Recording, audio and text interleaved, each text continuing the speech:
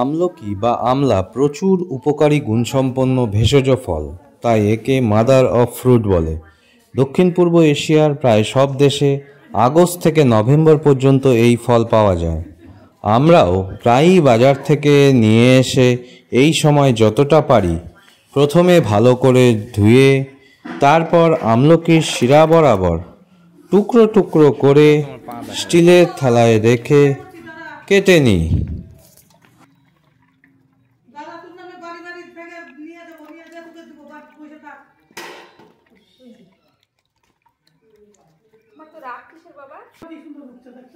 খুব সুন্দর উঠছে ছবিগুলো, রোদটা পড়ছে না, রোদের একটা ঝলকানি পড়ছে। বাপরে বাপ, এইভাবে কাটে নাকি পৃথিবীর মানুষ? কাটতেও দিবে না, তাহলে তো আবার। আচ্ছা তুমি একটা কাটো, তারপর বললে আমি কাটতেছি বটি নিয়ে বসে। তোমার একটা কাটতে কাটতে আমার 10টা কাটা হয়ে যাবে।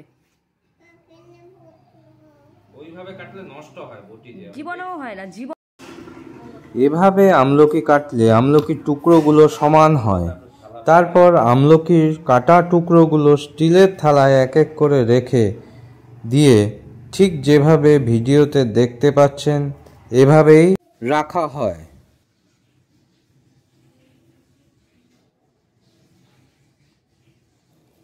আমলকির বীজগুলো কিন্তু ফেলবার নয়, এই বীজের অনেক উপকারিতা রয়েছে। আপনি চাইলে কাটা আমলকি কাঁচাই চিবিয়ে খেতে পারেন, যা শরীরের জন্য বেশি উপকারী।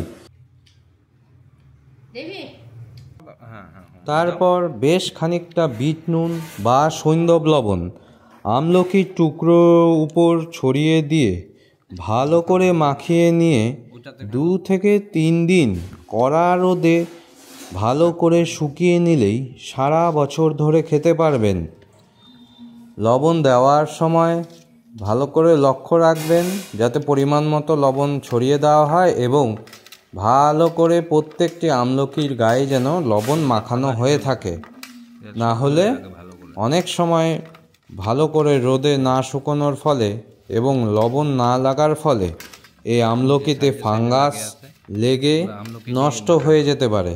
তাই লবণ মাখানোর দিকটি ভালো করে খেয়াল রাখতে হবে। আমলকিতে থাকা ভিটামিন সি ভাইরাস ও ব্যাকটেরিয়া ধ্বংস করতে পারে। আমলকির ফল, বীজ, পাতা, ছাল ডায়াবেটিস, কোলেস্টেরল, কিডনি, ক্যান্সার রোগ নিরাময় করতে গুরুত্বপূর্ণ ভূমিকা গ্রহণ করে। মুখে রুচি আনতে, পেটের সমস্যা, জন্ডিস দূর করতে, রক্তাল্পতা, অ্যালার্জিক, সর্দি কাশি, লিভারের সমস্যায় উপকারী হয়। আমলকি খেয়ে ঈষদুষ্ণ জল পান করা অবশ্যই উচিত। চুল ওঠা, চুলের খুশকি, ত্বকের সমস্যায় আমলকির জুড়ি নেই। আপনি চাইলে প্রতিদিন 1টি বা 2টি আমলকি লবণ দিয়ে বা লবণ ছাড়াই ভালো করে চিবিয়ে খেয়ে ঈষদুষ্ণ জল পান করলে অনেক উপকার পাবেন। ধন্যবাদ, ভালো থাকুন, সুস্থ থাকুন।